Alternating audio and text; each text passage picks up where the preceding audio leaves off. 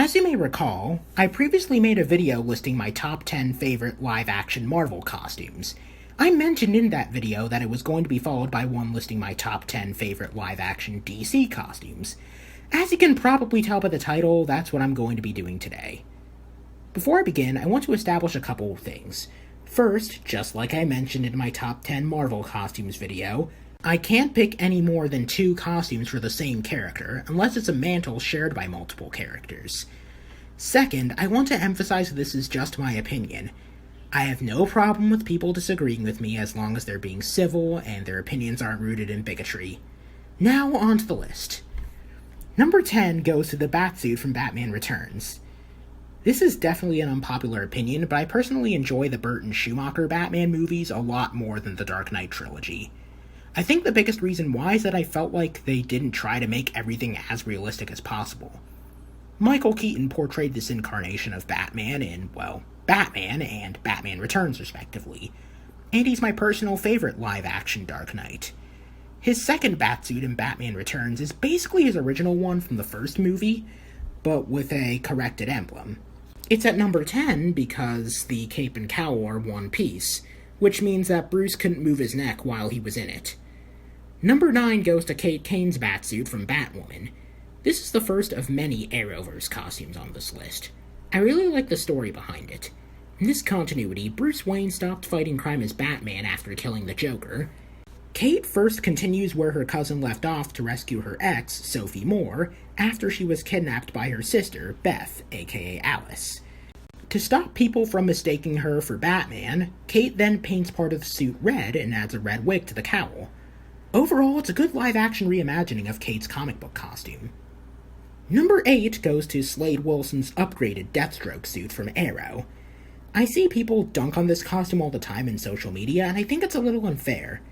The Arrow team was going for a more tactical, militarized look for this incarnation of Deathstroke, and I think they succeeded. I also like how it has the orange and blue color scheme of the classic Deathstroke suit. Number 7 goes to the Earth 2 Black Canary suit, also from Arrow. Seen in this series' 8th and final season, this is a suit that Laurel Lance's Earth 2 doppelganger started wearing after returning to her Earth. I think it's the best Black Canary suit in the entire Arrowverse. The black and yellow color scheme reminds me a lot of the characters' New 52 and Injustice designs. This is probably the biggest reason why I like this suit more than the ones worn by her Earth 1 doppelganger and Dinah Drake, respectively. Yeah, I know Sarah Lance acts as the Arrowverse's first Black Canary, but she was simply referred to as the Canary. Number 6 goes to Arrowverse Barry Allen's current Flash suit, introduced in The Flash Season 6. I like how all the Arrowverse Flash suits pay homage to his comic book counterpart's New 52 costume. I was actually torn between this suit and the one he wore during Season 4. The Season 6 suit won because it had a more streamlined design. All it needs is the yellow boots, and it will be perfect. Number 5 goes to the Green Arrow suit that Arrowverse Oliver Queen wore throughout Arrow Seasons 5 through 7. I was torn between this suit and the one that he wore throughout Season 4. I liked how the Season 4 suit was a realistic version of his comic book counterpart's New 52 costume. The suit from Seasons 5 through 7 is basically the Season 4 suit, but with sleeves. I think the sleeves make the suit look better, and act as a nice homage to his suits from the first 3 seasons. Number 4 goes to Diana's Amazonian armor from the DC Extended Universe. I like how it appeared in Wonder Woman a little more than how it appeared in Batman v Superman and Justice League, due to its color scheme being a little more saturated. I'm also glad that the DCEU didn't just give Diana a new version of her bathing suit costume. Yeah, it's classic, but I think the ancient Greek armor is a better reflection of her roots. Number 3 goes to the Earth 96 Superman suit, seen in the Arrowverse adaptation of Crisis on Infinite Earths. The newest Arrowverse crossover retconned that the 2006 feature film Superman Returns was part of the Arrowverse, taking place on Earth 96. The reason why this Earth is dubbed Earth 96 is because it also takes inspiration from Kingdom Come, a 4-issue miniseries that DC published in 1996. This Superman changes his costume to one similar to his Kingdom Come counterpart sometime after the Joker gasses the Daily Planet, killing nearly everyone inside, including Lois Lane. Kingdom Come is one of my favorite comic book storylines of all time, so it was cool to see that version of Superman on TV in some form.